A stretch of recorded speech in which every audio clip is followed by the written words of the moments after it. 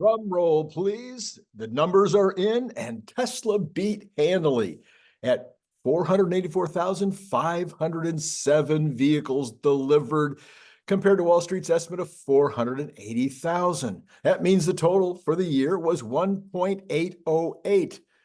Well, stock is down. You can't make this stuff up, with the rest of the market getting pummeled as bond yields are way up. We'll talk about the reasons in a minute.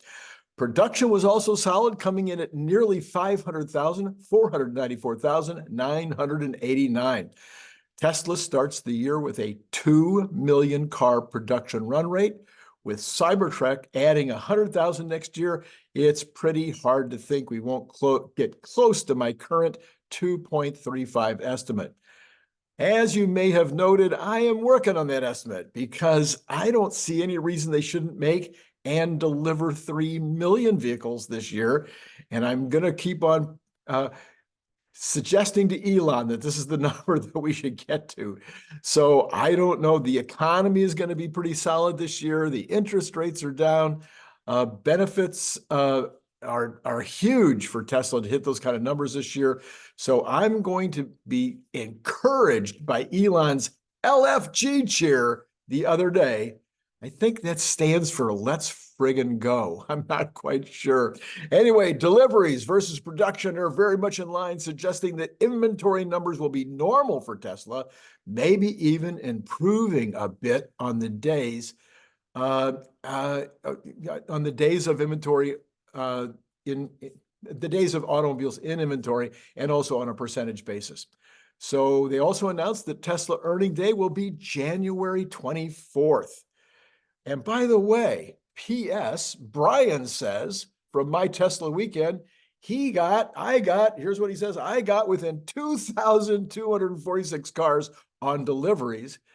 And he, might have won again and again and again. Our own Brian White hitting the numbers solid. All right, well, this is Randy Kirk. Please hit like, subscribe, notify. You know you want to do those things because we're going to beat the numbers this year. We're going to double, and it's up to you guys to help me do that.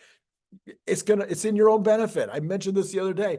If this channel hits twice as many folks next year as it did this year, that's twice as many folks that are being informed about Tesla and Tesla stock, twice as many people that are potentially going to be investing because of the enthusiasm that they hear about Tesla on this channel.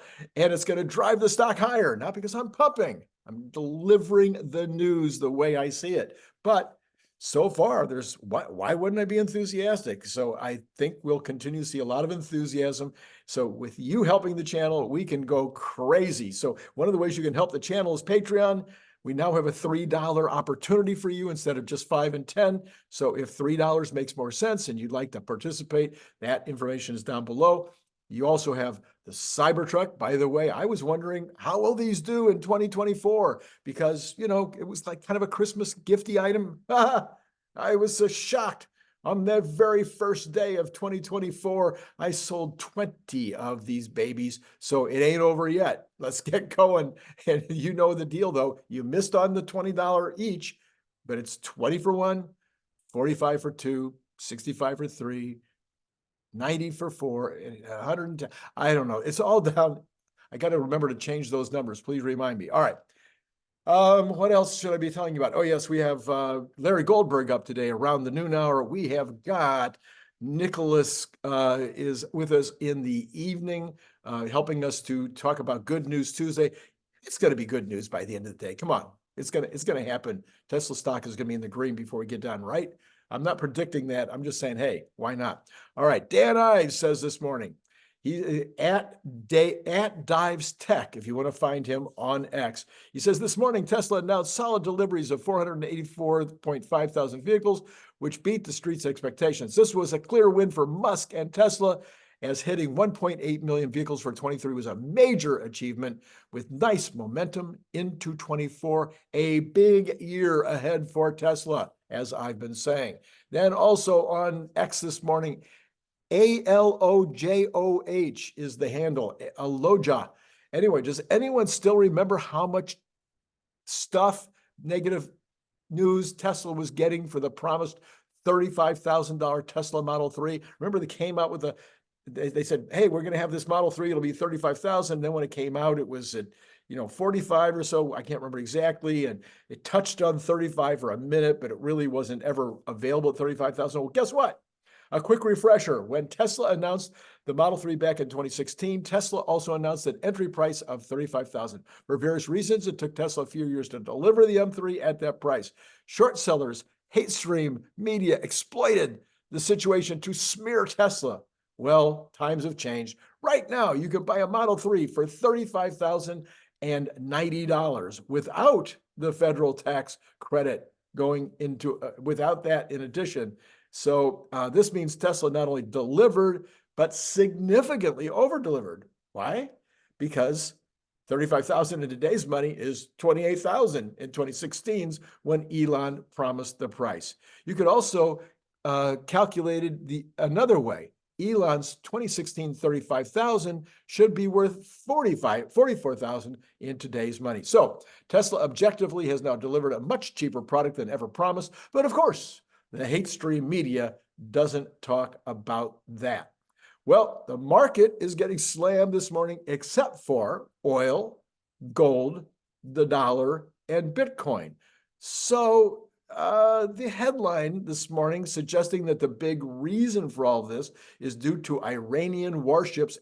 One Iranian warship entering the Red Sea, and there was, action yesterday with U.S. Helicopters sinking 3 Houthi boats that were attacking a unarmed, commercial vessel.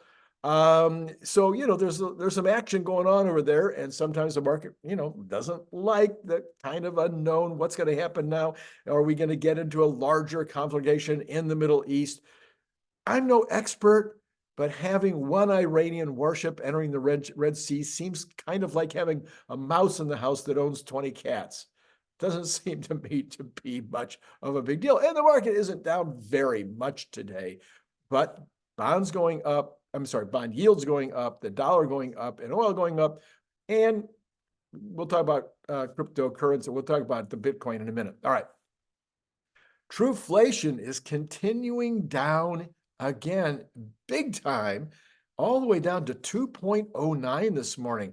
Now, again, I just want to caution that I'm not as big a fan as Trueflation as I was, but it's the only marker that we've got that's really doing significant data input. They increased the amount of their data about, 2 or 3 months ago, and the number went from like 2.09 to 3.09 overnight, which shook me up a lot. But now it's really been dropping. So if we look at it in terms of the movement, the direction of the movement, this is pretty significant. This drop is almost entirely in the stuff you can buy at Costco. That's what I'm looking at, the Costco categories: food, clothing, personal items. And we're now talking about deflationary numbers in food, in non-alcoholic beverages, in tobacco. You're looking at deflationary numbers, less than zero at this point. And again, let me just reiterate this. I think this is very, very important. Costco and Walmart CEOs said they saw deflation ahead. Their buyers, when they made these statements, their buyers were already in conversations with the manufacturers and the wholesalers and the exporters from China elsewhere. They already knew what they were looking at months ahead. They don't have to guess at this. This is obvious to them. So I think we should be paying attention to this. The other place that we saw a big drop right now, we've been seeing natural gas way, way down, although it's up today, probably Red Sea again. But natural gas has been so beaten down, and now that's finally making its way into utilities. You may remember about 3 weeks ago, I was talking about why natural gas is like down, and yet utilities pricing was up, and significantly up. Well, it's finally flowed through, and we're seeing utilities down now. All right, I'm going to go out on a limb here. Unless there's a lot more to the tensions in the Red Sea in the next 24 hours, the market will start to find some bargains. In fact, we've already seen the bond yields were over 10 basis points up this morning. And last time I looked, they were closer to 8. So I think there'll be some moderation in these numbers being hit so badly. There is a bit of other news that might be affecting the markets. Apple had a downgrade on what I didn't go into detail on this because we're not an Apple channel, but Apple was downgraded on some sales softness, according to one of the agencies that was following them. Upcoming employment numbers, there could be nervousness about whether we'll see any shocks or surprises this week. I don't think we're going to see any shocks or surprises, but you could, even if we see shocks or surprises, it isn't going to matter. The economy is going to go along very nicely this year. The economy is going to need employees, and it could be that the employment numbers will be pretty good. That isn't going to change the inflation numbers. This is a continuation of a correction from the craziness. That's what's going on, plus huge productivity improvements that is also partially a correction of the craziness. I've talked about this ad infinitum. Maybe I'll do another, it'd have to be this weekend or next week, but this productivity number is basically associated not just with ChatGPT and other things that are going to make the America and the rest of the world more productive, but it has a lot to do with the fact of how unproductive we were during all the craziness. And when that craziness went away, companies could concentrate on productivity as well as go back to normal. Just the going back to normal causes the productivity number to be up to some degree. Anyway, we'll see what those numbers are, but it's all the way to February 1 before we're going to see that. All right, Tesla should be on a tear after those numbers, but overall sentiment in the market is keeping it down. Let's find out what's going on right now.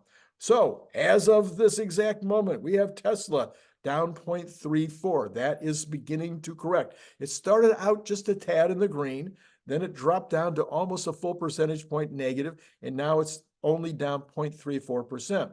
We have got the Dow Jones was down almost a half a point, is now back up to where it is anyway, it's trending upward, down 0.20%. We have got the Nasdaq is down stronger, probably because the Apple situation, because Apple is now down 3.26%. Google down 2%, Amazon down 1.68, Meta down 3, Microsoft down 2.35, and Nvidia down 3.44. So the Nasdaq is getting slammed. That's probably at least partially due to those bonds, but maybe again, just a trim, just a big trim. Tesla looking like it is really going to try to get back in the green here. Obviously, they had some extremely good news this morning. The Cathie Woods are recovering a little bit. Does that mean bonds have changed direction? Well, let's go find out. It's always fun to see what's going on here. So the bonds right now, we've got 0.84. Oops, things, maybe things change here. Oh yeah, see, bonds are moving in the other direction now. They were down over 10 basis points, now down, up. 10-year was up 10 basis points in the pre-market. Now it's up 6.6 basis points. Let's take a look at the other ones. So the 2-month is up a little bit. All of them are up a little bit, but the 2-year is exactly the same as the 10-year at 6.6. So everything about that level, but that is an improvement over where things this morning. So that would be why the Cathie Woods now are mixed. They're seeing an improvement in that direction. And that's my whole point of what I said a minute ago. I think we're going to see that the whole situation in the Red Sea will create some bargains, and people will be jumping in to take advantage of those. All right, let's see here. We also have the oil prices. They were way up this morning. Now oil is actually down a little bit. Brent is down 0.25%. I'm sorry, Texas Intermediate is down 0.29%. Brent is down 0.03%. So if Brent's down, you would expect that to be up. You got natural gas, though, still up 2.55. So for whatever reason, but natural gas has been, as I mentioned the other day, if you're looking for a volatile thing to invest in, natural gas right now has been that thing, not investment advice. We've got gold still up a little bit, but right in the same range, 2,075. We've got copper down 0.62 this morning. Nothing really to shout about there. We've got the dollar.